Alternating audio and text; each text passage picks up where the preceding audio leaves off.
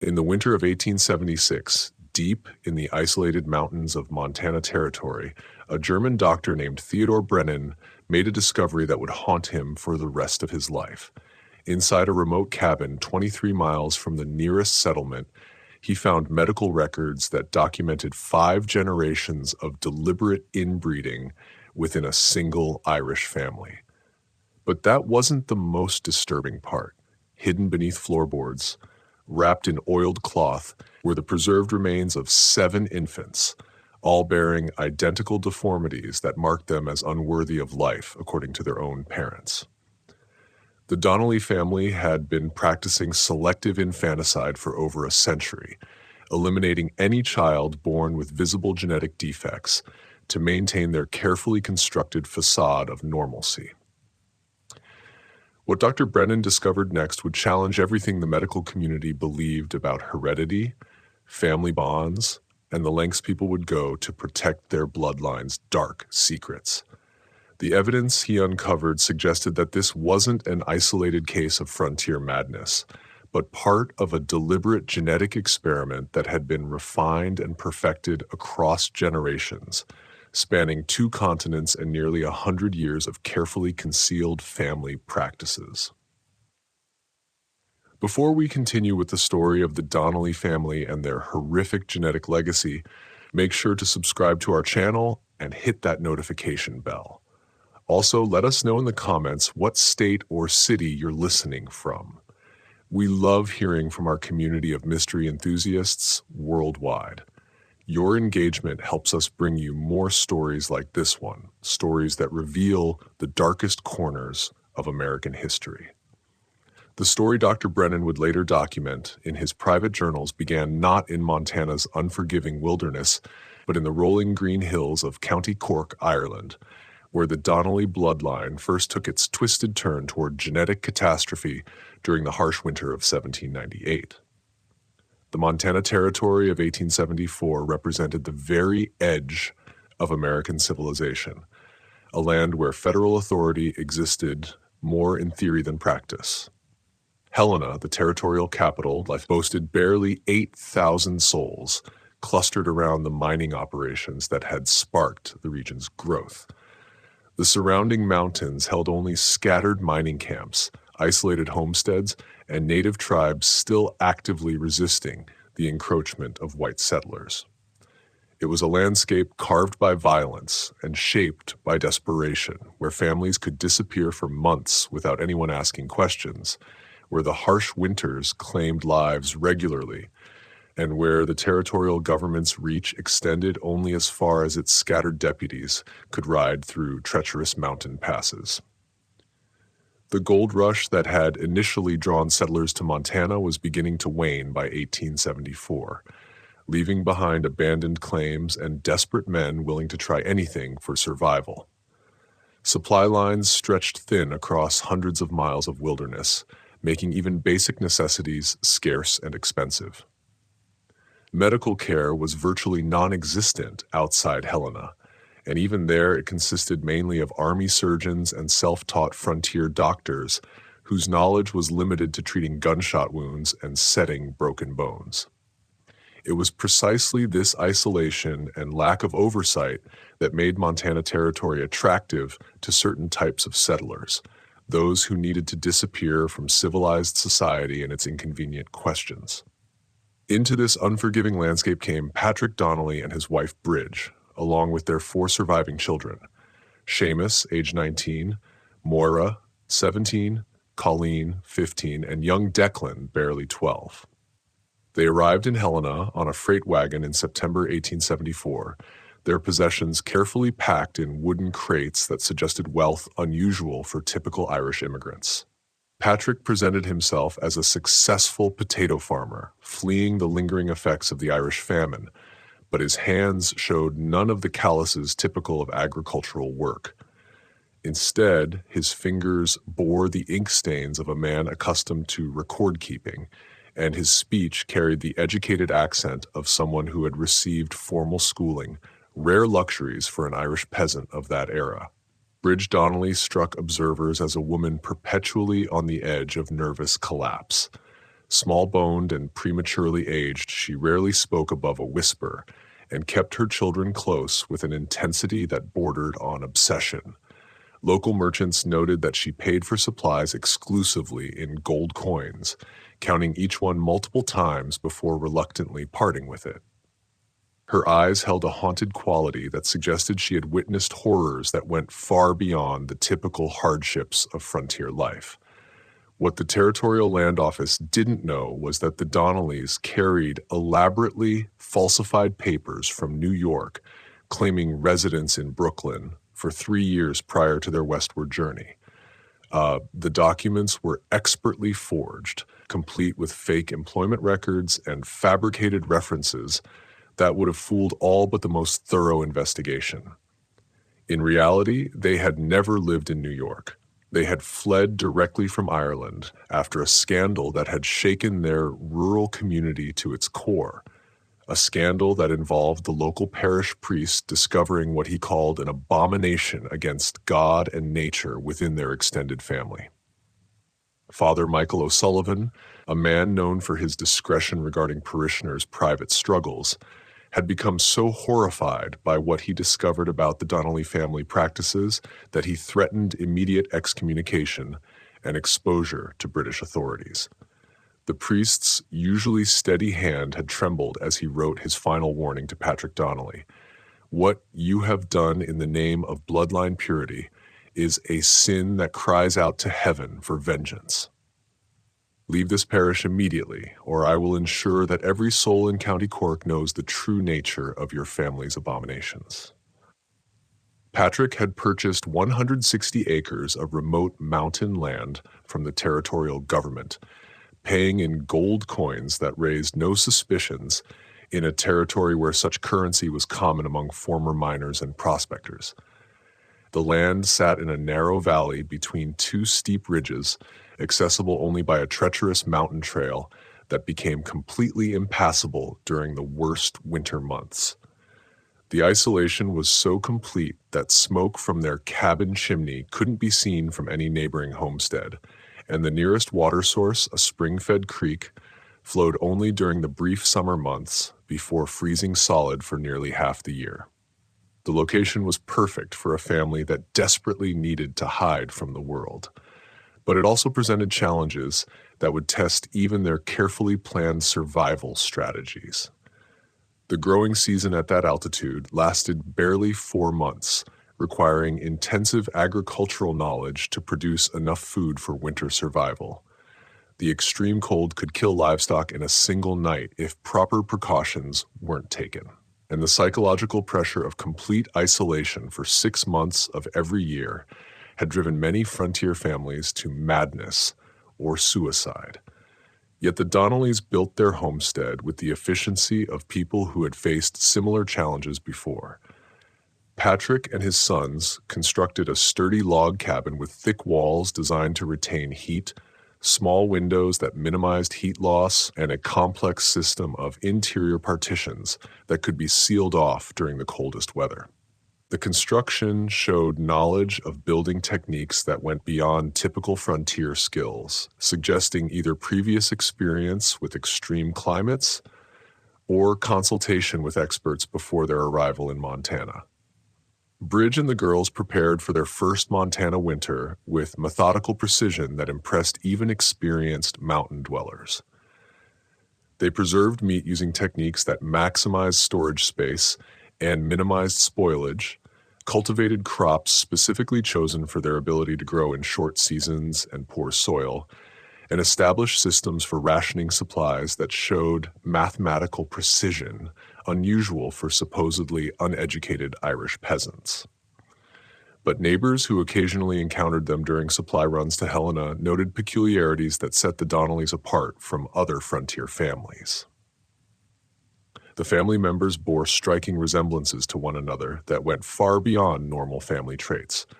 Their pale blue eyes, sharp angular features, and unusually long fingers created an almost uncanny uniformity of appearance.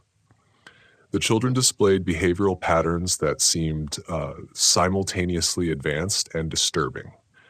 They showed remarkable intelligence and self-discipline for their ages, but also a wariness around strangers and a submissiveness to parental authority that suggested fear rather than respect. Most unsettling were the conversations overheard by Jake Harrison, the territorial mail carrier who made monthly runs through the mountain settlements. The family spoke frequently in Irish Gaelic, but even when using English, their discussions contained references to maintaining the purity of the line, the strength that comes from proper breeding, and the sacrifices necessary for family advancement. These weren't the typical concerns of frontier families struggling for basic survival. They suggested deeper, more disturbing motivations for their isolated lifestyle. The first sign that something was deeply wrong with the Donnelly family emerged in March 1875, when the spring thaw finally opened the mountain passes after 6 months of complete isolation. Jake Harrison, making his first mail run since the previous October, arrived at their cabin to deliver government correspondence and immediately sensed that something terrible had happened during the long winter months. The cabin itself showed signs of recent alterations. New boards covered what appeared to be holes in the walls, fresh chinking filled gaps that suggested violence or struggle, and the area around the building bore evidence of significant digging despite the frozen ground. Most disturbing was the smell that permeated the entire homestead, a sickly, sweet odor that Harrison recognized from his years of frontier experience as the lingering scent of death and decay. Bridge Donnelly met him at the door. Her appearance so dramatically changed that Harrison initially didn't recognize her. The woman who had arrived in Montana just 6 months earlier as a nervous but relatively healthy frontier wife now looked haggard and hollow-eyed, her hands trembling with what appeared to be chronic anxiety. Her clothing hung loose on a frame that had lost significant weight, and her hair had gone prematurely gray at the temples. When she attempted to speak, her voice cracked as if she hadn't used it in weeks.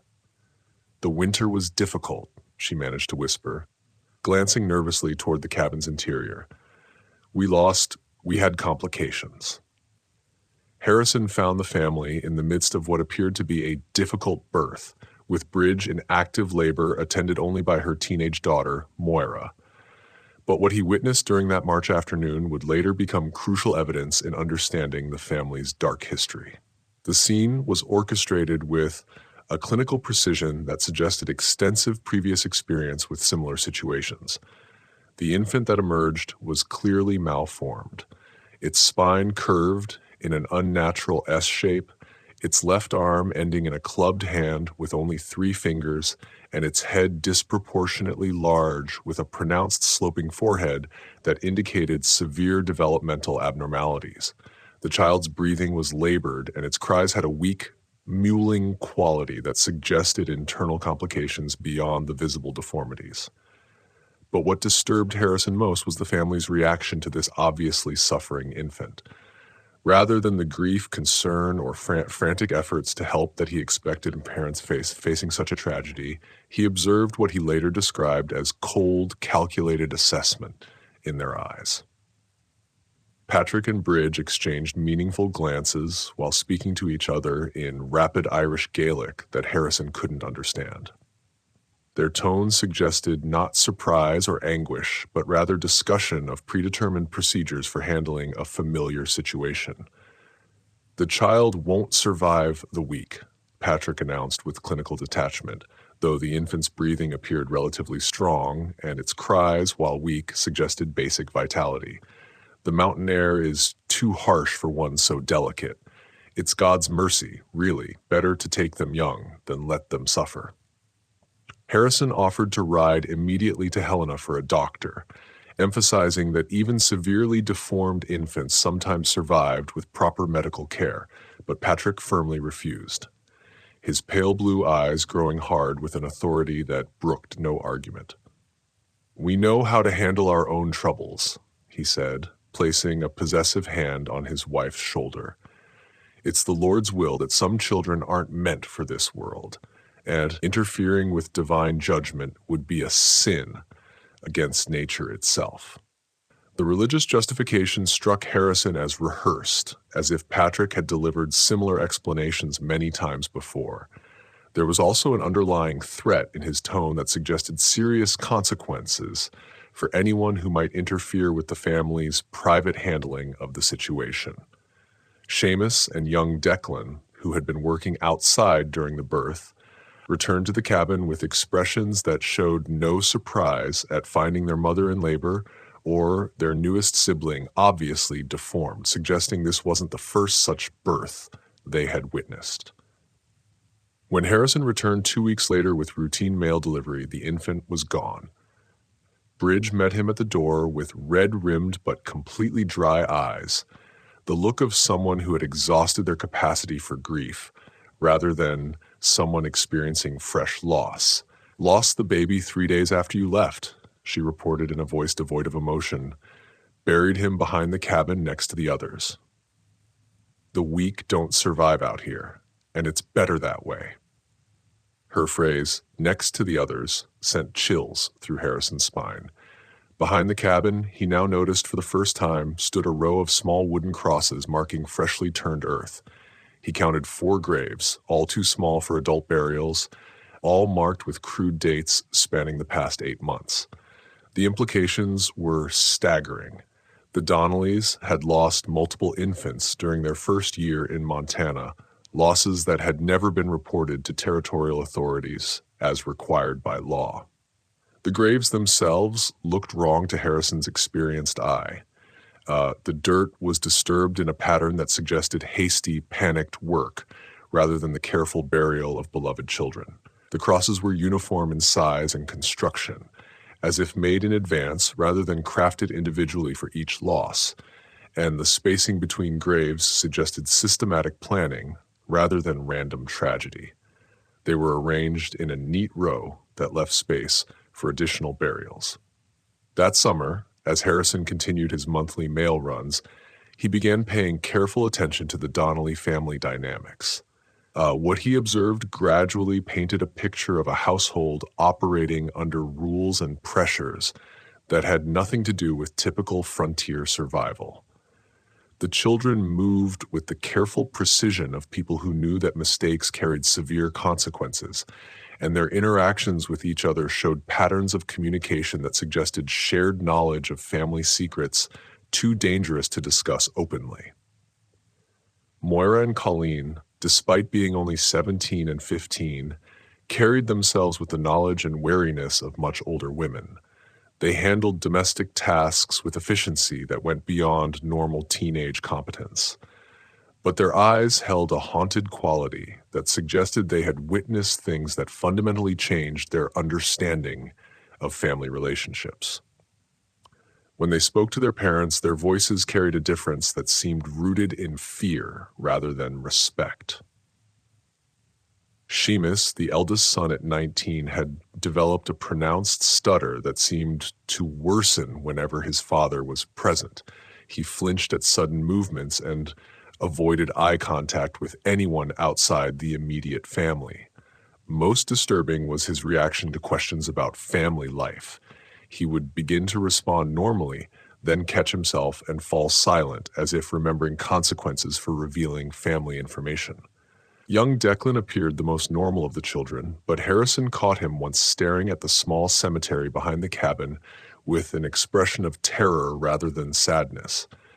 When asked about his deceased siblings, the boy had responded, "Sometimes babies aren't right, and Father says God doesn't want them to suffer, but sometimes I think maybe God didn't decide."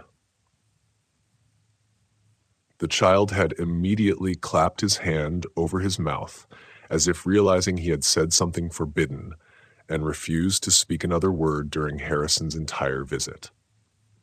Most disturbing were the conversations Harrison sometimes overheard when approaching the cabin quietly through the forest.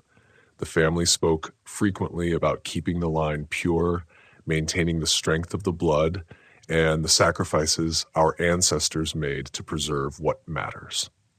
They used Irish phrases that Harrison couldn't translate, but the tone suggested rituals or traditions that went far beyond normal family customs.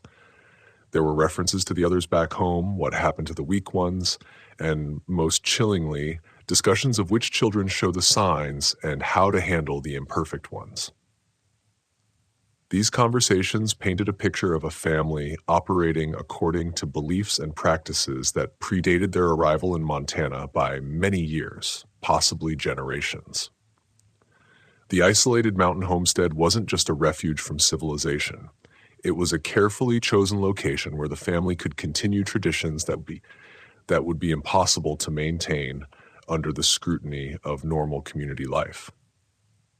As 1875 progressed into its harsh winter months, the Donnelly family's isolation became complete once again. Snow blocked the mountain passes from November through March, cutting them off entirely from the outside world for the second time since their arrival in Montana Territory. But it was during this second period of isolation that the true nature of their genetic legacy began to manifest in ways that would eventually draw the attention of territorial authorities and shock even the frontier's hardened residents. Dr. Theodore Brennan, the territorial physician who would later investigate the family, had arrived in Helena in October 1875, carrying with him medical texts and knowledge that represented the cutting edge of hereditary science. A graduate of the University of Vienna with additional training in Berlin and Edinburgh, Brennan had studied under physicians who were just beginning to understand the mechanisms of genetic inheritance. His medical library contained works by Francis Galton and other pioneers of what would later become known as genetics, giving him knowledge that wouldn't become common medical understanding for decades to come. Brennan had come to Montana Territory not for adventure or profit, but to escape a professional scandal in Europe. His research into hereditary traits had led him to conclusions about human breeding that his colleagues found disturbing, and his vocal support for controlled reproduction to improve the human species had made him persona non grata in respectable medical circles. The frontier offered him anonymity and the freedom to pursue his scientific interests without institutional oversight. Ironically, the same freedom that had attracted the Donnelly family for their own disturbing purposes. During the winter of 1875 to 1876, Brennan received his first hint that something was seriously amiss in the mountain valleys when Jake Harrison arrived at his Helena office in February. Having risked the dangerous winter trail to seek medical consultation, Harrison described phenomena that defied his 8 years of experience in the Montana wilderness. Strange lights seen coming from the Donnelly cabin at odd hours of the night, smoke patterns that suggested fires being burned at unusual times and temperatures, and most disturbing of all, sounds that carried across the frozen landscape during the still winter nights. "Doctor," Harrison said, his weathered face creased with worry and confusion, "I've been carrying mail through these mountains for 8 years. I know the difference between normal frontier hardship and something genuinely wrong. What I'm hearing from that cabin in the dead of winter, it's not the sound of people dealing with ordinary troubles. There's crying that goes on for hours, then stops so suddenly it's like someone threw a switch. And there's singing, if you can call it that doesn't sound quite human. The melody is wrong, like it's meant for voices that don't work the same way ours do." Harrison also reported visual phenomena that troubled his practical frontier sensibilities. The Donnelly cabin showed lights burning at times when fuel conservation should have been critical for winter survival. The patterns of illumination suggested activities requiring sustained light during the darkest hours of night, activities that didn't match normal family routines. Most disturbing were the occasions when Harrison glimpsed figures moving outside the cabin during blizzard conditions that should have made outdoor activity impossible. Figures that seemed unusually tall or moved, with gaits that didn't look entirely human in the shifting snow and shadows. Brennan's medical instincts were immediately aroused by Harrison's descriptions, but the winter weather made any journey to the Donnelly homestead absolutely impossible. The mountain passes were blocked by snow depths that made travel suicidal, and even if he could have reached the cabin, winter emergency visits were typically requested only for life-threatening situations that couldn't wait for spring. The Donnelly family had never requested medical assistance despite the obvious health problems Harrison had described. Instead of attempting a dangerous winter journey, Brennan began researching Irish immigration records and territorial archives, looking for any available information about the family's background and previous medical history. What he discovered raised more questions than answers and painted a picture of systematic deception that suggested the family's problems went far deeper than simple frontier hardship. The Donnellys had claimed to be from County Cork, Ireland, fleeing poverty and crop failures that affected rural Irish communities throughout the 1860s and early 1870s. Their immigration papers contained detailed stories about lost relatives, destroyed farms, and economic circumstances that forced them to seek opportunities in America. But careful cross-referencing of their claims with official Irish parish records revealed inconsistencies that strongly suggested elaborate falsification. The listed relatives in Ireland couldn't be verified through church baptismal and marriage records that normally provided reliable genealogical information. The described farm locations didn't match existing land ownership records from County Cork. Most troubling, the stated reasons for immigration, crop failures, and poverty didn't match the significant amount of gold the family had used to purchase their Montana property, pay for transcontinental transportation, and establish their isolated homestead. More disturbing were reports Brennan found buried in New York immigration files, documents that immigration officials had apparently failed to follow up properly. A family named Donnelly had indeed passed through Ellis Island in 1874, but they had been flagged by medical inspectors for concerning physical characteristics among the children that suggested possible genetic abnormalities. The medical report described signs of developmental irregularities consistent with hereditary defects and noted that the parents had become increasingly aggressive and evasive when questioned about their family medical history. The immigration medical inspector, Dr. Samuel Morrison, had recommended that the family be detained for extended medical evaluation, but his report had been overruled by administrative officials eager to process the large numbers of immigrants passing through Ellis Island daily. Morrison's notes suggested that his concerns went beyond simple medical abnormalities. He had observed behavioral patterns in the family that suggested systematic concealment of information relevant to public health and safety. As Brennan delved deeper into available records, he discovered references to Irish families named Donnelly in other American communities, families that had arrived at different times but showed similar patterns of behavior. A Donnelly family in Pennsylvania had attracted attention from local authorities in 1871 for unusually high infant mortality rates. Another Donnelly family in Ohio had been investigated by county officials in 1873 for possible child neglect, though the investigation had been dropped when the family suddenly relocated without leaving forwarding information. The pattern suggested that the Montana Donneys weren't isolated criminals, but part of a larger network of related families who shared similar practices and moved frequently to avoid official scrutiny. The implications were staggering.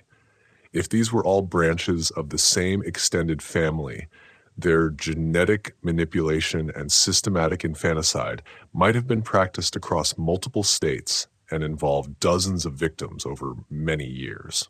As spring approached and the mountain passes began to clear, Brennan found himself increasingly obsessed with the mystery of the Donnelly family. His professional training told him that isolated populations often develop genetic problems due to limited breeding pools, a well-documented phenomenon in remote communities throughout history. But something about this particular family suggested a pattern far more deliberate and systematic than simple geographic isolation could explain. The combination of Harrison's disturbing observations, the suspicious immigration records, and the evidence of possible connections to similar families in other states convinced Brennan that the Donneys represented something unprecedented in his medical experience. A family that had deliberately chosen to pursue genetic experimentation on themselves, regardless of the consequences for their children or the broader community. When the spring thaw of 1876 finally opened the mountain trails, Dr. Brennan made the decision to visit the Donnelly homestead personally, ostensibly to provide routine medical services to an isolated frontier family.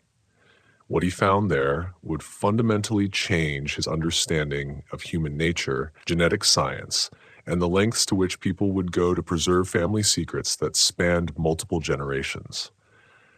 The journey to the Donnelly cabin required a full day of difficult travel through terrain that seemed deliberately chosen for its inaccessibility. The trail wound through dense forests, across unstable creek beds, and up steep mountain slopes that would have challenged even experienced horsemen. The isolation was so complete that Brennan encountered no other travelers, no signs of other homesteads, and no evidence that anyone else had used the trail in months. The cabin itself appeared deceptively normal from the outside, well-built, well-maintained, with signs of careful farming and successful animal husbandry that suggested a family adapting well to frontier life. The immediate surroundings showed evidence of hard work and intelligent land use, carefully tended vegetable gardens, efficient livestock shelters, and water management systems that demonstrated sophisticated agricultural knowledge. But Brennan's medically trained eye immediately noticed troubling details that most visitors would have overlooked. The family cemetery behind the cabin contained far too many graves for a family that claimed to have lost only occasional infants to the harsh frontier conditions.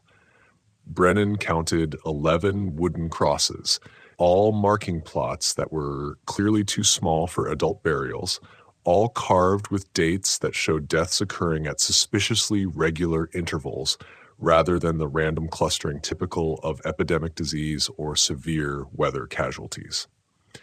The graves themselves were arranged in neat rows that suggested systematic planning rather than desperate responses to unexpected tragedies. More disturbing was the evidence of recent expansion in the cemetery area.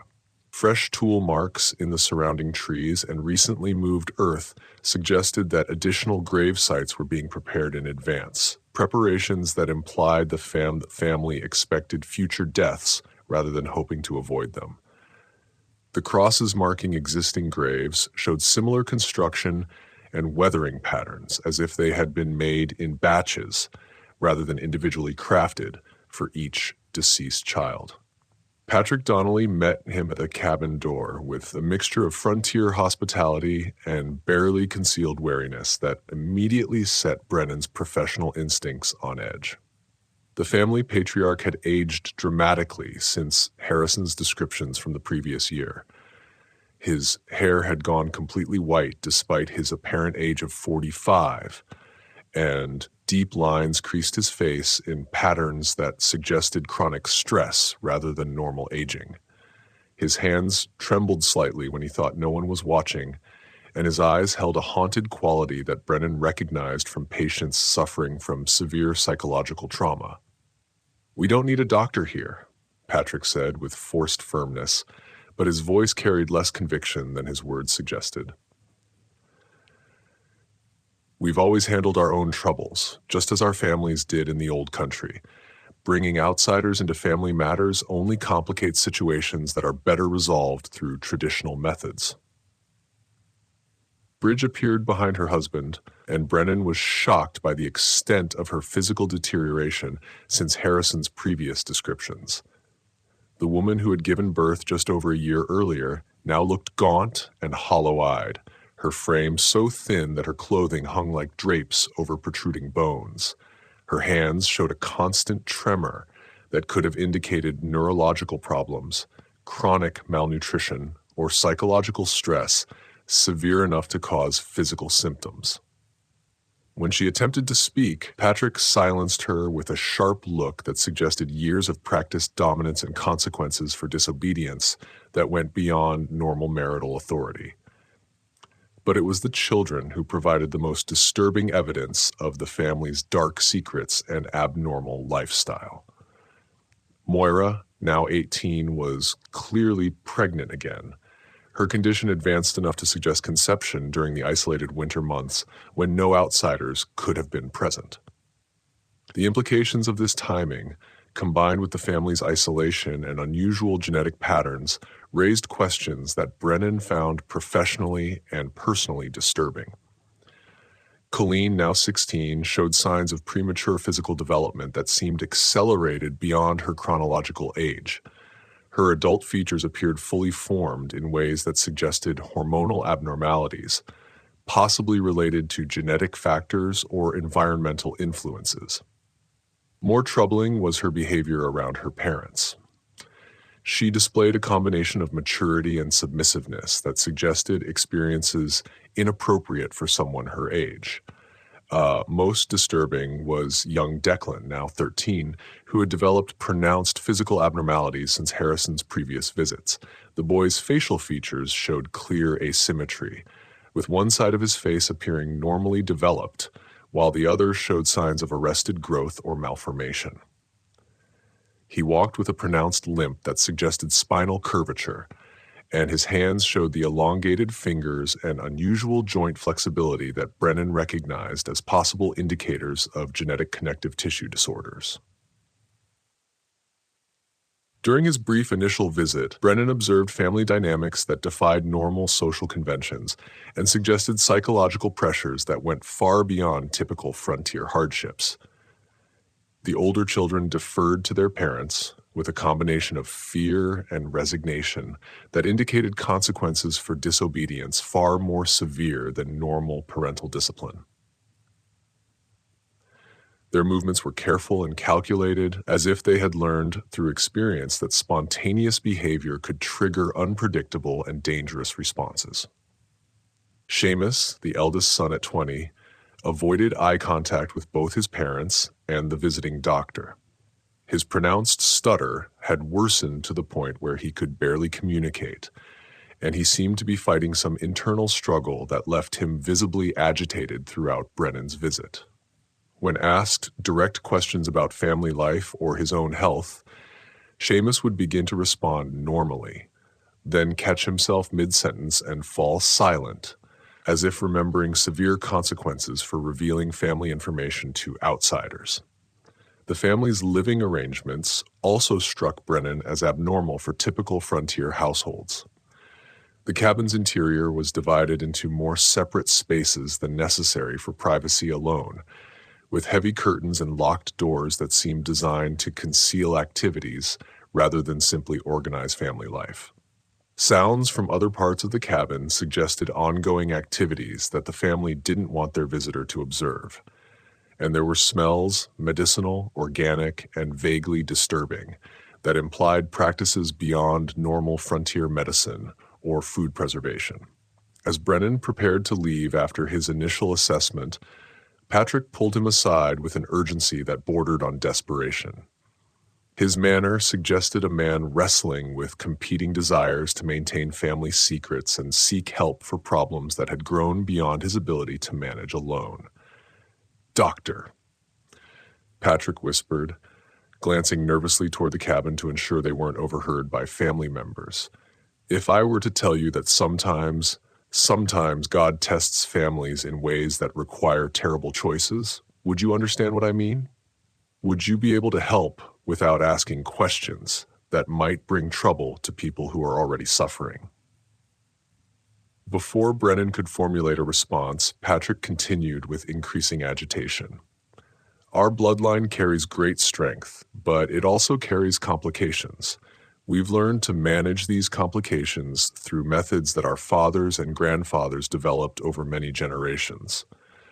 These methods have worked for us in the old country, But here in Montana, people ask different kinds of questions.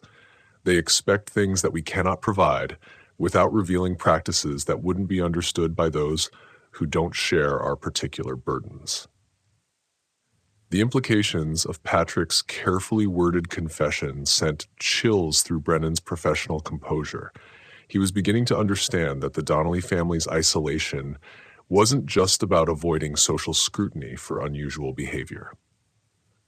It was about hiding systematic practices that would horrify even the frontier's rough-and-tumble society, practices that had been refined and perfected over multiple generations before being transplanted to the American wilderness. 2 months after his initial visit, Dr. Brennan received an urgent message from Jay Harrison that would force him to confront the full horror of the Donnelly family's genetic legacy. The message, delivered by a local trapper who had risked the treacherous mountain trail, contained only a few hastily scrawled words. Donnelly woman in bad labor. Family asking for doctor. Something wrong beyond normal birthing troubles. Come quick if you can. For the first time since their arrival in Montana territory, the Donnelly family was requesting outside medical assistance, a dramatic departure from their previous insistence on handling all family matters privately. The fact that they had overcome their obsessive secrecy to ask for help suggested complications so severe that even their extensive experience with difficult births couldn't provide adequate solutions. Brennan arrived at the mountain cabin on a sweltering July afternoon to find a scene that would haunt his nightmares for decades to come. The oppressive heat had turned the isolated valley into a furnace, and the air hung thick with humidity that made breathing difficult even for healthy individuals. Inside the cabin, the atmosphere was even more stifling, heavy with the smells of sweat, blood, and something else, a sickly sweet odor that Brennan couldn't immediately identify, but that triggered his instincts as deeply wrong. Moira Donnelly lay in the cabin's back room, her labor complicated by factors that became immediately apparent to Brennan's trained eye. The young woman was giving birth to twins, but these weren't ordinary multiple births. The infants were conjoined at the torso and appeared to share major internal organs, a condition that Brennan knew was almost always fatal in an era before advanced surgical intervention. But what shocked him most wasn't the medical complexity of the situation, but rather the family's reaction to this obviously catastrophic development. Rather than the panic, grief, and desperate hope for divine intervention that he expected from parents facing such a tragedy, the Donnellys displayed a cold, methodical response that suggested they had dealt with similar situations many times before. Patrick and Bridge worked together with the efficiency of people following a well-established protocol, their movements coordinated and purposeful rather than frantic. Seamus and Colleen prepared materials and instruments that clearly weren't intended for celebrating a birth, but rather for managing a situation that required immediate and decisive action. The twins themselves presented a medical challenge that would have strained the resources of even the best-equipped hospitals of the era. They shared not only external tissue connections, but appeared to have integrated cardiovascular and nervous systems that made separation impossible with 1876 medical technology. One infant was clearly stronger than the other, but both showed signs of vitality that suggested they might survive for days or even weeks if provided with appropriate supportive care. "Doctor," Patrick said with clinical detachment that chilled Brennan's blood. "We need you to tell us honestly whether they can be separated, whether there's any medical procedure that might allow one of them to survive as a normal child." As Brennan began his examination of the conjoined twins, he noticed something that made his blood run cold. Hidden beneath the birthing bed were leather-bound journals filled with detailed drawings and notes documenting similar births over what appeared to be many decades. Page after page showed careful anatomical sketches of infants with various deformities, cleft palates, missing limbs, spinal malformations, extra digits, and conditions that Brennan had never seen illustrated with such clinical precision. Each drawing was annotated with notes in Irish, Gaelic, and English, dated entries that spanned several decades in multiple geographic locations. Some entries included detailed descriptions of remedial measures taken to address these genetic complications, using terminology that suggested medical knowledge far beyond what typical frontier families would possess. The dates and locations of the documented births created a pattern that traced the family's movements across Ireland and America over more than 50 years. Most disturbing were the detailed anatomical studies that accompanied each birth record. The illustrations showed not just the external deformities, but also speculative internal anatomy, potential survival prospects, and what the notes euphemistically called quality of life assessments.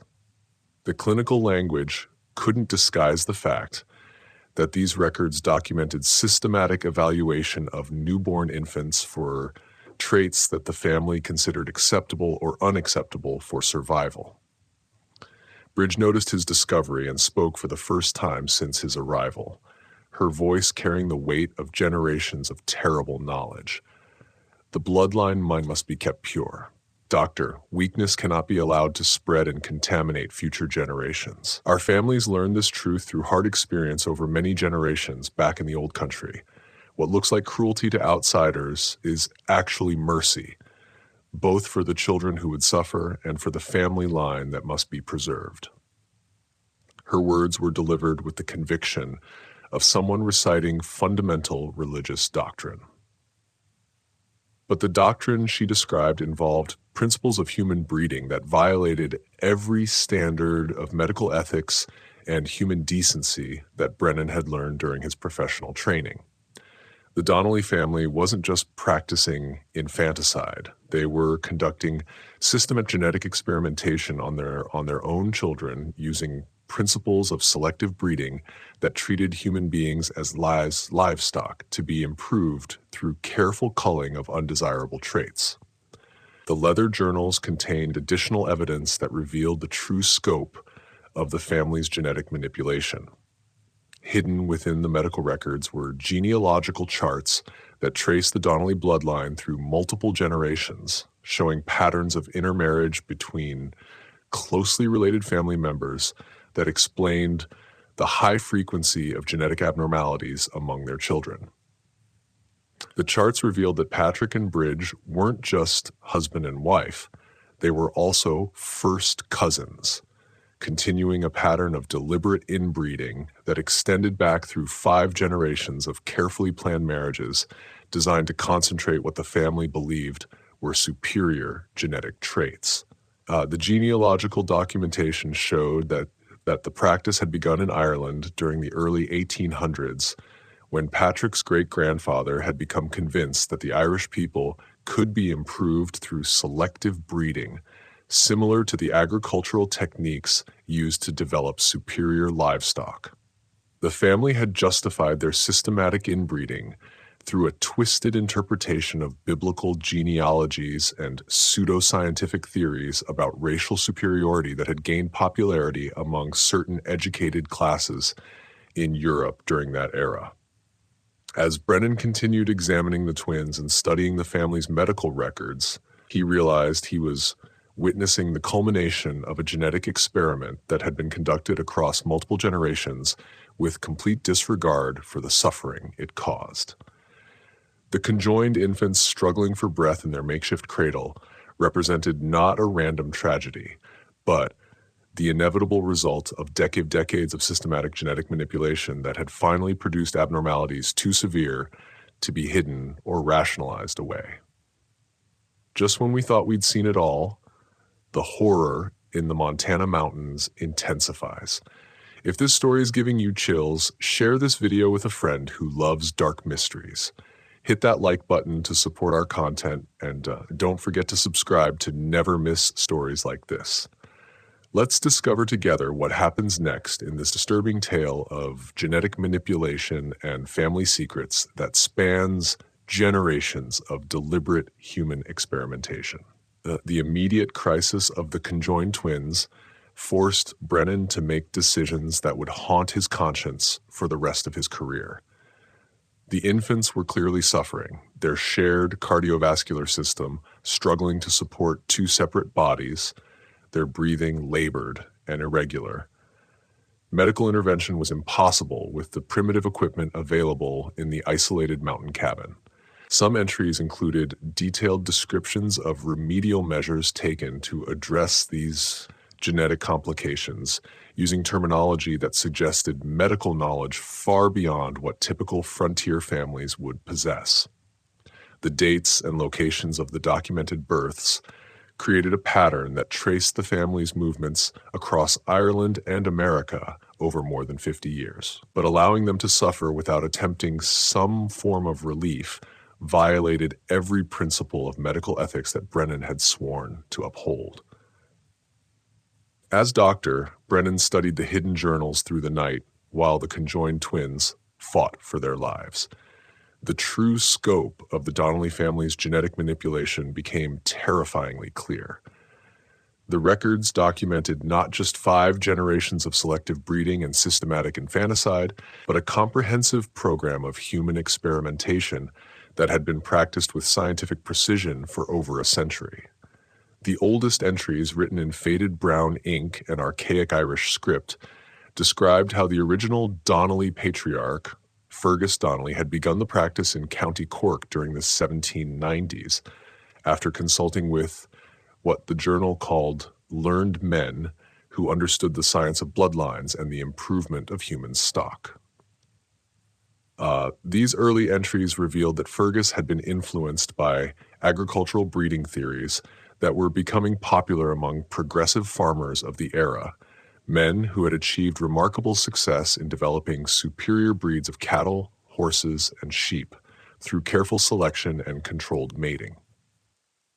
Fergus had become convinced that the same principles could be applied to human reproduction to create what he termed a perfected Irish bloodline that would be superior in intelligence, physical strength, and moral character to the degraded peasant stock that he believed had been weakened by centuries of British oppression and poverty. His initial experiments involved arranging marriages between his own children and their first cousins, justified through careful study of biblical genealogies that seemed to support the practice of close intermarriage within family groups. The early results had seemed to support Fergus's theories. The first generation of deliberately inbred children showed unusual intelligence, striking physical beauty, and what the family interpreted as evidence of genetic superiority.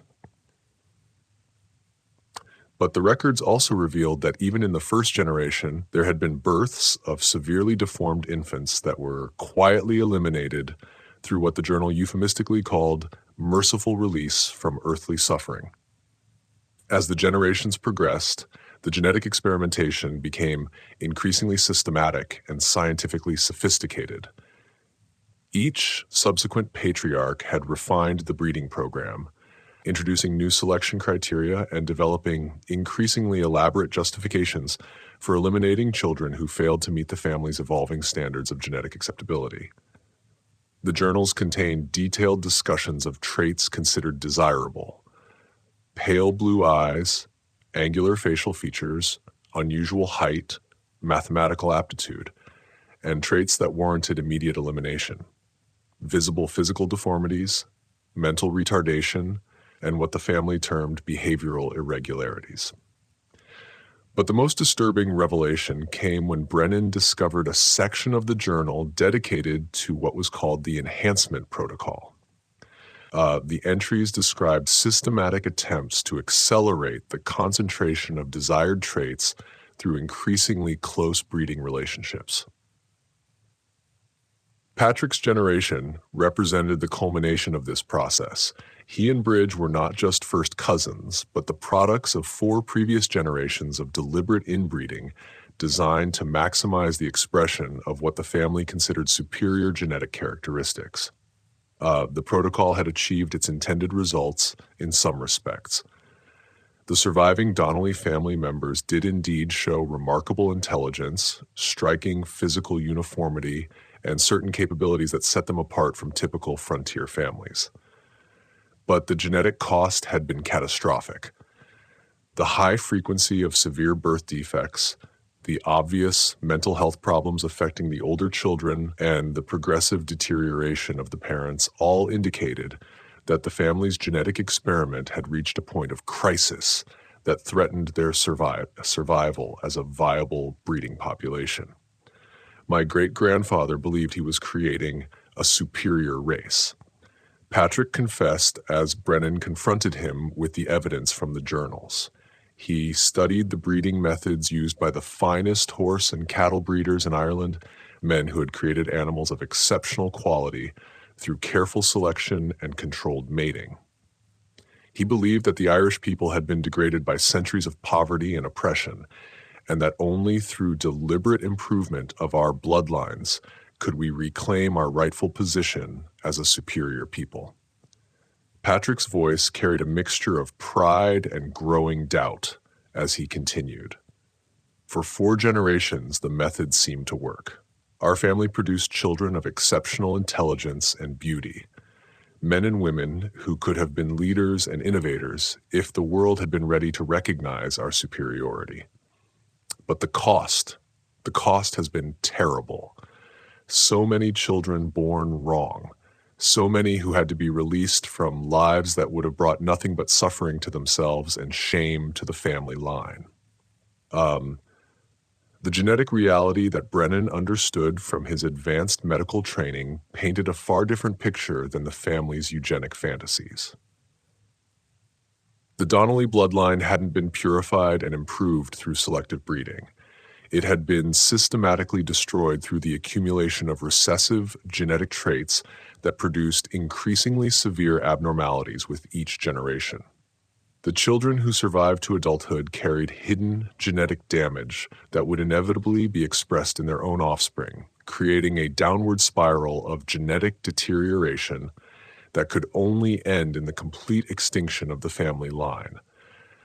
The conjoined twins struggling for breath in their makeshift cradle represented the ultimate failure of the Donnelly genetic experiment. 5 generations of deliberate inbreeding had not created superior human beings. It had produced increasingly severe deformities that could no longer be hidden, rationalized, or eliminated without arousing the suspicions of a society that was becoming less tolerant of isolated family practices that violated accepted moral and legal standards. As Brennan watched Patrick and Bridget prepare to carry out what they clearly saw as another necessary elimination of genetically unacceptable offspring, he realized he was witnessing the culmination of America's first systematic experiment in human eugenics, an experiment that had been conducted in secret for over a century, leaving a trail of murdered infants and psychologically destroyed family members across 2 continents. The immediate confrontation over the fate of the conjoined twins became a battle not just for the lives of 2 suffering infants, but for the soul of a family that had lost all sense of human decency in pursuit of genetic perfection that existed only in their own twisted imagination. The confrontation between Dr. Brennan and the Donnelly family over the fate of the conjoined twins marked the end of their century-long genetic experiment and the beginning of a reckoning that would expose one of the darkest chapters in the intersection of family secrets, primitive genetic science, and the American frontier's tolerance for isolated communities operating beyond the reach of civilized oversight. Brennan's intervention, backed by his authority as territorial physician, and his explicit threat to involve federal marshals if the family harmed the twins, forced the Donnellys to acknowledge that their isolated practices could no longer be sustained in an increasingly connected American society, where unusual infant mortality rates and suspicious family dynamics would inevitably attract official attention that could no longer be avoided through geographic isolation alone. The twins survived only 3 days despite Brennan's best efforts to provide supportive care with the primitive medical equipment available in the remote mountain cabin. Their shared cardiovascular system proved unable to sustain life, and they died quietly during the pre-dawn hours of Brennan's third day at the homestead. But their brief existence served as the final undeniable proof of the devastating consequences of the Donnelly family's genetic manipulation, consequences that could no longer be hidden from the outside world or rationalized through religious justifications that had become increasingly hollow with each generation of systematic inbreeding. The twins' death provided Brennan with the legal authority he needed to conduct a thorough investigation of the family's practices and medical history. His examination of the 11 small graves behind the cabin, combined with a detailed study of the family's medical journals and genealogical records, revealed evidence of systematic infanticide spanning multiple generations and involving at least 23 documented cases of children who had been eliminated for various genetic defects, ranging from visible physical deformities to behavioral traits that the family found unacceptable. Faced with overwhelming evidence and the threat of murder charges that could result in execution under territorial law, Patrick Donnelly finally revealed the full extent of their family history and the systematic genetic experimentation that had consumed 5 generations of his lineage. The practice had begun in Ireland during the early 1800s when his great-grandfather Fergus had become obsessed with creating what he called a perfect Irish bloodline through selective breeding techniques adapted from agricultural animal husbandry. The family had justified their actions through a combination of pseudoscientific theories about human improvement, twisted religious interpretations that portrayed genetic defects as divine punishment for racial impurity, and social Darwinist philosophies that were gaining popularity among certain educated classes during the mid-19th century. They had convinced themselves that eliminating defective offspring was not murder, but rather a form of genetic stewardship that would eventually produce human beings superior to the degraded masses of common people. The psychological toll of maintaining these beliefs and practices across multiple generations had been catastrophic for every member of the family. Patrick himself suffered from chronic anxiety and depression that had worsened dramatically as the genetic consequences of inbreeding became impossible to ignore.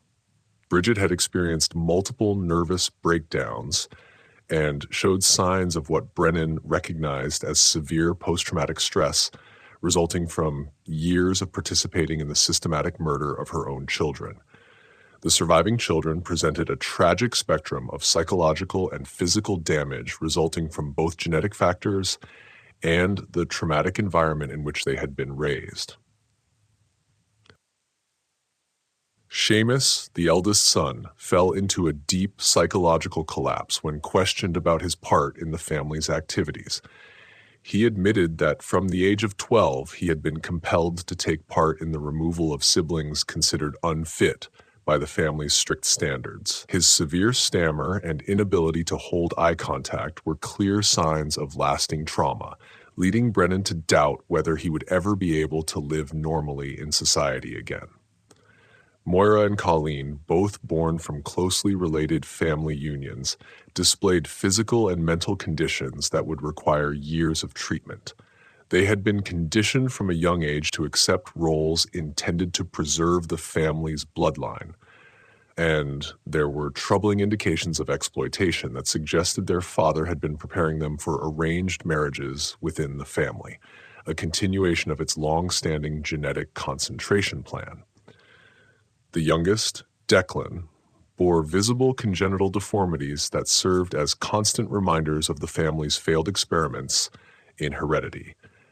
His progressive spinal curvature and facial asymmetry demanded ongoing medical care, yet his emotional state had been so damaged by years of exposure to loss and cruelty that he was seen as a possible danger to himself and others. One night, Declan disappeared from territorial custody, vanishing into the Montana wilderness without leaving any trace of his fate. Legal proceedings against Patrick and Bridge Donnelly proved unusually complex due to the unprecedented nature of their actions and the territorial justice system's lack of experience with cases involving long-term genetic manipulation and repeated family-based harm. The prosecutors struggled to identify charges that fit a chain of wrongdoing spanning generations and multiple jurisdictions, while the defense argued that the couple were themselves victims of inherited mental illness rather than deliberate architects of their crimes. The case drew attention from medical and legal experts across the American territories, but the isolated location and primitive communications of the time meant much evidence and testimony never reached the wider public. Patrick and Bridge Donnelly both died in custody before the trial began. Patrick, from what appeared to be a stress-induced stroke after the exposure of his life's work as a devastating failure, and Bridge from complications of her final pregnancy, which ended in a severely malformed stillbirth that seemed to embody the ultimate futility of the family's genetic ambitions. Dr. Brennan's meticulous records of the case became part of the earliest medical writings warning about the risks of close relative marriages and the potential genetic consequences of repeated intermarriage within a family. His professional reports, first published in regional medical journals and later in national publications, offered some of the first structured evidence linking such unions to a higher incidence of inherited disorders in children. However, Brennan never released the complete account of what he had uncovered, particularly the more disturbing aspects of the Donnelly family's history. Only after his death in 1923 did his private journals reveal the depth of his struggle to comprehend how a family could maintain harmful practices for generations in the name of genetic improvement that existed only in their own misguided vision. His personal notes described recurring nightmares involving the children he encountered, as well as a lasting sense of guilt over those he could not protect. After the arrests, the Donnelly homestead was abandoned, and the remote mountain property returned to territorial ownership when no surviving relatives came forward to claim it. Locals avoided the site, partly because of the severe winters that had once drawn the family there, but also due to the unsettling knowledge of what had taken place. The isolation that once concealed their secrets now acted as a natural barrier, leaving the area undisturbed. Behind the cabin, a small cemetery contained 11 recorded graves, along with signs of additional unmarked burial sites. A silent testament to the tragedy of misguided human experimentation carried out without ethical guidance or scientific understanding. In the years that followed, similar cases emerged in other remote American communities, suggesting that the Donnellys were not entirely unique in their approach to selective breeding. The growing collection of evidence about the genetic and psychological costs of such practices eventually influenced changes in marriage laws, child protection measures, and oversight of isolated communities.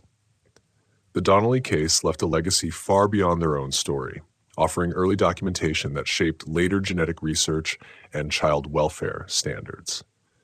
It stands as a reminder of how the pursuit of a flawed idea of perfection, when combined with isolation, desperation, and misunderstanding of science, can lead to devastating consequences.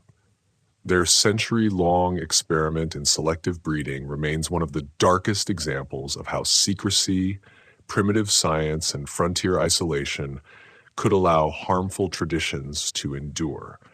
It serves as a lasting warning against treating people as subjects in a misguided quest for improvement that exists only in the minds of those who have lost sight of compassion, morality, and the value of human life. What do you think? Was the full truth of the Donnelly family ever revealed? Could there still have been other isolated groups on the frontier engaged in similar practices without detection?